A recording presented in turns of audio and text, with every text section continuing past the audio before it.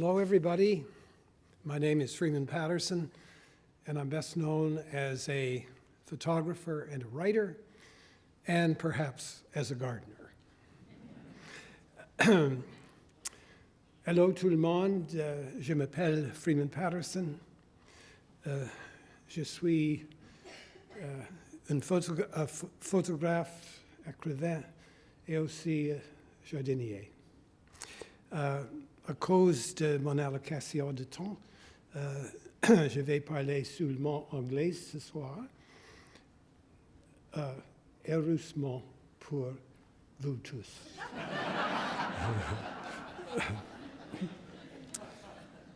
In the more than 60 years that I've been making photographs, the technological emphasis has never been greater than it is today. That's very understandable, of course, because we've entered the digital era. I have nothing against technology and all of the wonderful advancements it has brought to our world. But I think we are paying a very heavy emotional and spiritual price for our preoccupation with technology. Many of the workshops, many of the concerns that come to me are really technological questions in this medium in which I work so much. And the less important questions, the ones that aren't quite as important, are the how questions. It doesn't matter what kind of camera I use or you use. It doesn't matter really the sort of computer that you're using. What's more important are the why questions. Why do I choose, or why does any person choose, to photograph the things that she or he does? Because those choices are symbolic. They say something about the person who makes them.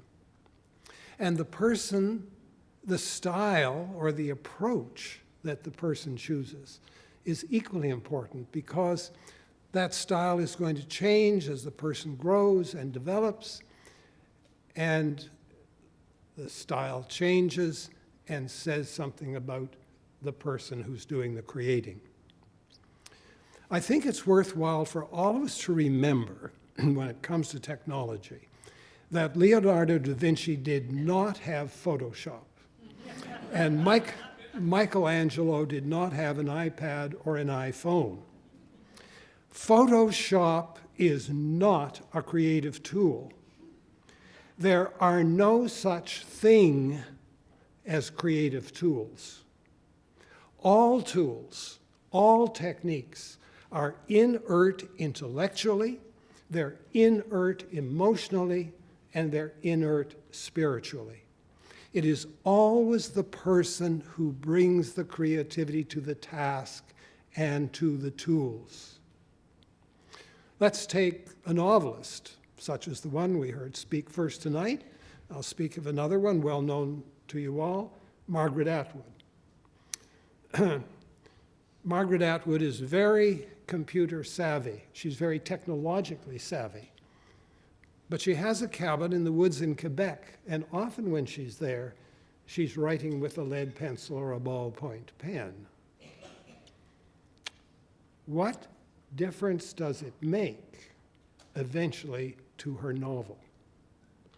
Does the poetry that you write depend on the brand of computer you use? So for me, it is absolutely essential to recognize that creativity is inherent in the person and never in the tools or the techniques. So the big question is, how do I stimulate the creativity with which I've been given? And for me, it's developing and nurturing a sense of awe and wonder. And my primary sense of awe and wonder is creation itself.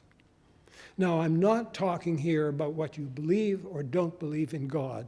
We can all agree that we live in the most remarkable creation, both material and non-material.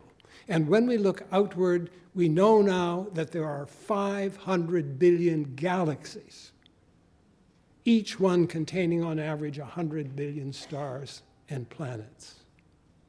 That blows me away. When you think of the day, if you can think of it, in which you were conceived, something over or near 1 trillion of your father's sperm rushed to meet your mother's egg. Unless you're a twin, one sperm made it. You won the first lottery in which you were ever entered. You got the only prize going at odds of nearly 1 trillion to 1. And you got the gift of life as a result. What does creativity do, or creation do? It constantly creates. It creates nonstop. You're part of the process. You are loaded with the goods.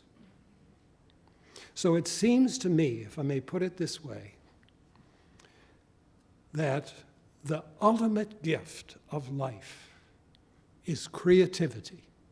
It's our ultimate gift, and using it is our fundamental responsibility. Thank you.